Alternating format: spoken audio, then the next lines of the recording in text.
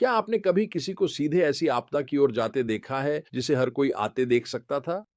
आज का सबक हमें यही दिखाता है। यहूदा की बाबुल के खिलाफ अंतिम बगावत जो उस विनाश की ओर ले गई, जिसकी चेतावनी परमेश्वर के भविष्यवक्ताओं ने वर्षों पहले दी थी। आज के पाठ में हम एक ऐसे राष्ट्र को देखते हैं जिसने बार बार परमेश्वर की चेतावनियों को नजरअंदाज किया। परिणाम विनाशकारी थे। मुख्य संदेश है, परमेश्वर की चेतावनियां गंभीर हैं और उसके खिलाफ बगावत हमेशा विनाश की ओर ले जाती है। लेकिन न्याय के समय भी परमेश्वर की इच्छा यही रहती है कि उसके लोग उसकी ओर लौट आएं। यह एक गंभीर याद दिलाता है कि परमेश्वर की चेतावनियां हमेशा सच होती हैं। सच्चाई यरूशलेम की स्वतंत्रता के अंतिम दुखद दिनों में सामने आती है।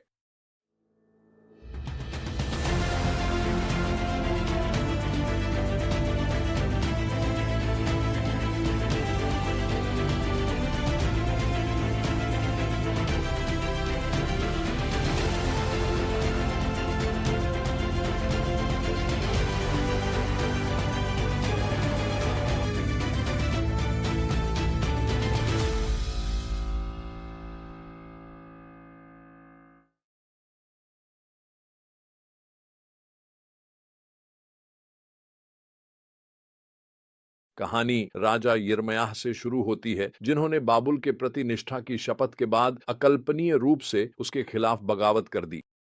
दो इतिहास बताता है, वह हठी हो गया और उसने अपना हृदय कठोर कर लिया और वह प्रभु की ओर नहीं लौटा। यह केवल राजनीतिक विद्रोह नहीं था, यह आत्मिक विद्रोह था। उसने परमेश्वर के नाम पर शपथ ली थी, जिससे उसका विश्वासघात केवल बाबुल के खिलाफ नहीं बल्कि स्वयं परमेश्वर के खिलाफ भी था।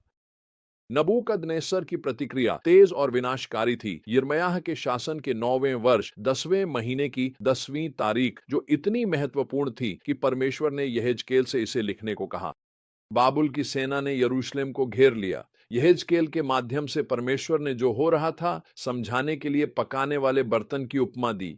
यरूशलेम एक ऐसे बर्तन की तरह था जिसे तब तक गर्म किया गया जब तक उसमें सब कुछ नष्ट न हो गया और उसकी जंग भी जलकर खत्म हो गई।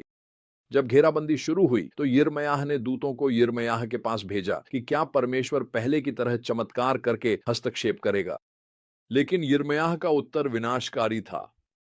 न केवल परमेश्वर मदद नहीं करेगा, बल्कि वह यरूशलेम के खिलाफ लड़ेगा। मैं स्वयं तुम्हारे विरुद्ध अपनी बढ़ी हुई भुजा और शक्तिशाली हाथ से प्रचंड क्रोध और महान रोष में युद्ध करूंगा। दया के लिए एक आखिरी अवसर था। परमेश्वर ने यिर्मयाह के माध्यम से लोगों के सामने जीवन का मार्ग और मृत्यु का मार्ग रखा। जो लोग बाबुल के सामने समर्पण करेंगे वे जीवित रहेंगे, जो नगर में रहेंगे वे तलवार, अकाल या महामारी से मरेंगे। लेकिन घमंड और झूठी आशा ने उन्हें इस विनम्र जीवन रक्षा के मार्ग को अपनाने से रोका। इन अंतिम दिनों में भी हम लोगों के हृदय की कठोरता देखते हैं। घेराबंदी शुरू होते ही उन्होंने परमेश्वर की व्यवस्था के अनुसार इब्रानी दासों को मुक्त करने का वादा किया। लेकिन घेराबंदी अस्थायी रूप से हटते ही उन्होंने अपना मन बदल लिया और उन्हें फिर दास बना लिया। इससे उनका असली स्वभाव प्रकट हुआ। वे तभी परमेश्वर की आज्ञा मानते थे जब उन्हें खतरा लगता था, न कि सच्चे पश्चाताप से। तो हम आज इन सत्यों को कैसे लागू कर सकते हैं? सबसे पहले हमें परमेश्वर की चेतावनी गंभीरता से लेनी चाहिए। यहूदा की तरह हम ऐसे संसार में रहते हैं जो परमेश्वर के वचन की अनदेखी करता है। हमें लगता है कि हमारे चुनावों का कोई महत्व नहीं, कि हम जैसे चाहें जी सकते हैं बिना परिणाम के। लेकिन यहूदा की कहानी हमें याद दिलाती है कि पाप विनाश की ओर ले जाता है। चाहे घमंड, मूर्ति पूजा या अन्याय हो, परमेश्वर के विरुद्ध विद्रोह के वास्तविक परिणाम होते हैं। हमें अपने हृदय की जांच कर पूछना चाहिए, क्या ऐसे क्षेत्र हैं जहां मैं परमेश्वर की चेतावनियों को अनदेखा करता हूं? दूसरा, हमें यह याद रखना चाहिए कि परमेश्वर की इच्छा है कि हम उसकी ओर लौट आएं, उसकी ओर। न्याय में भी परमेश्वर ने यहूदा को बचने का रास्ता दिया। बाबुल के सामने समर्पण करें ताकि जीवित रहें। ठीक उसी तरह परमेश्वर हमें यीशु मसीह के माध्यम से बाहर निकलने का रास्ता देता है। चाहे हम कितनी भी दूर भटक जाएं, हम उसकी ओर लौट सकते हैं और क्षमा तथा पुनर्स्थापन पा सकते हैं। और अंत में हमें परमेश्वर की संप्रभुता पर विश्वास करना चाहिए। भले ही जीवन नियंत्रण से बाहर लगे, यहूदा का विनाश इतिहास की कोई यादृच्छिक घटना नहीं थी।